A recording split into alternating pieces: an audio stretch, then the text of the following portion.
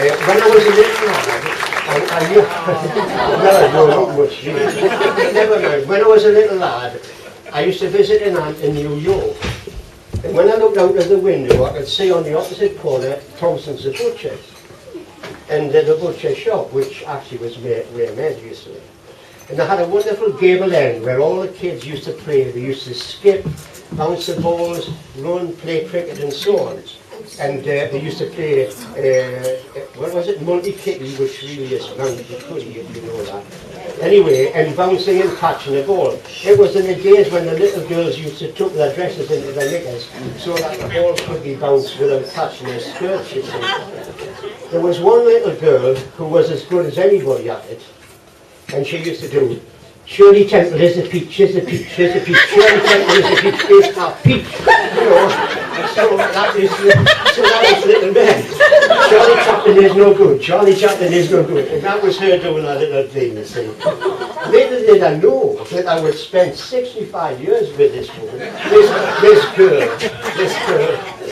Well, she was the youngest of a family, the family of the Thompsons. And naturally, in New York Village, she was called Babsy. Because that was a baby. She was Babsy Thompson. Anyway, she went to school at the village school in New York, and when she went to school and asked her name, she said, I'm Babsy Thompson.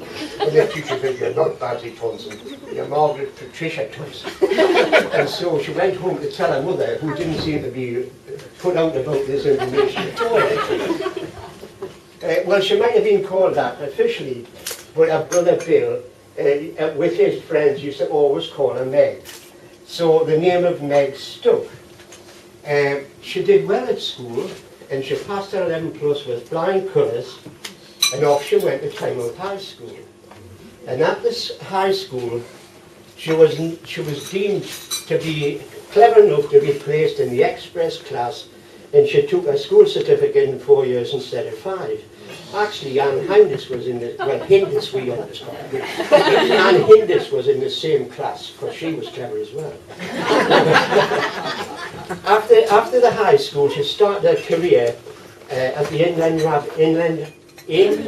Revenue Tax. Well, it really wasn't her scene at all. She didn't quite like that sort of thing. So she made the most of all the time out of office by hiking and climbing, playing tennis, cycling, golfing. She was a junior golfer here years and years ago. And in fact, she's been a member in some form or other for 63 years. And I attended her 21st birthday party in this very room.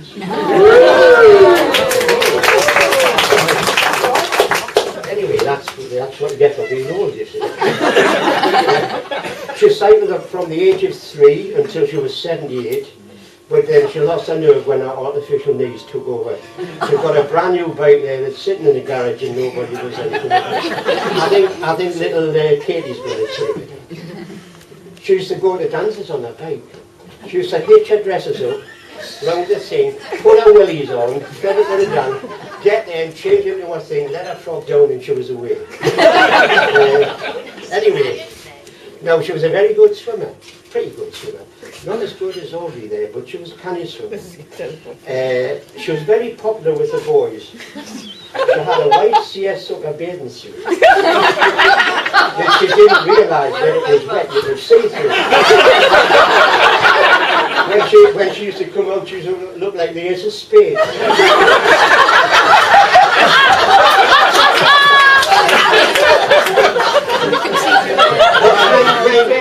None of her friends told her. And Ladies never said a word. So she got some bits of cotton and sewed some white pieces behind the appropriate pieces. On the cycling front, she got as far as Rothbury, Jedburgh and St Abbs Head youth hostelry. She actually hitchhiked.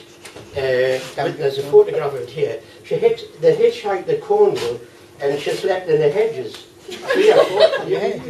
Anyway, she was always in the middle, being smaller than the others.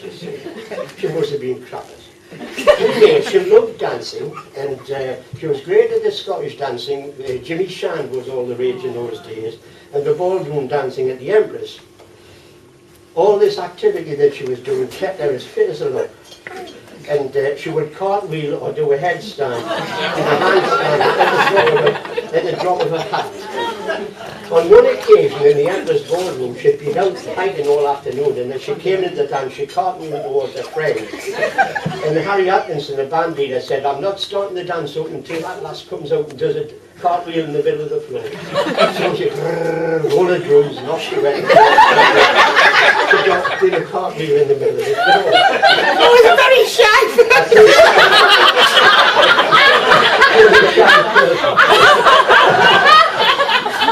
And I think the last headstand she did was the Audrey Henderson's part in Ashley Grove, and then she did a handstand in the main room. In the early 1950s, she met a young man with ginger hair. And as I say, I was at her 21st birthday present. Yeah. Party. She introduced me to golf and taught me how to swing, and we've danced and golfed in many parts of the world ever since. We were married in 1953. We got our first house, our first car, and the family of Jane, Penny and Philip. She was very, very proud of them, as she is of Nigel, Beverly and Detmar, and of course, the little toddlers that you see running around the floor. She gave up work and went to and golf, and went when the family came along. Then after a while, when they were old enough, about 12 years or more, she started golf again, and she went back to work, back into the tax office. Well, she didn't like that, because after 12 years, the same people were sitting in the same seats, shuffling the same bits of paper. So she decided to leave, and she went to the college to obtain her NEEB certificate. And having qualified, she started to work at the Howden Road Nursery, then the Cullercoats Primary, and then Appletree First School, where she worked until she retired at 65.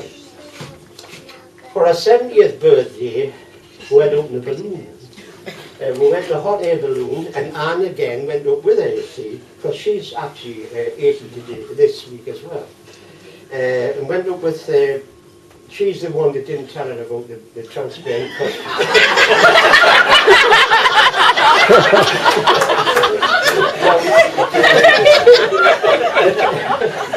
She was in a time, she was in a Time Out Choral Society, and she sang at the Albert Hall, as did Barbara Walker, who was here tonight as well.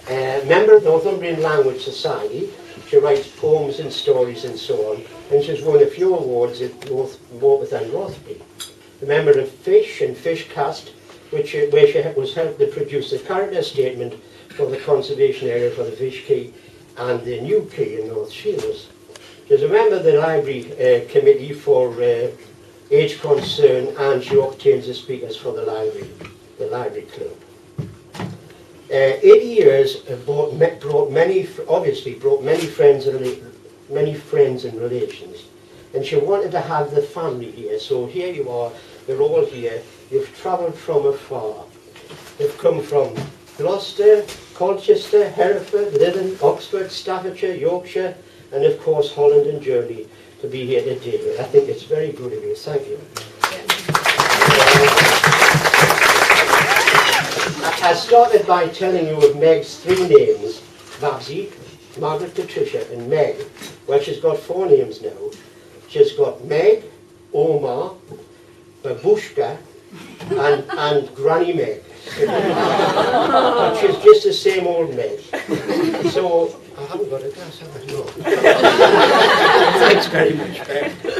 So, will you all stand and, oh well, you don't need to stand, but wish Meg good health and good happiness for the future. Cheers.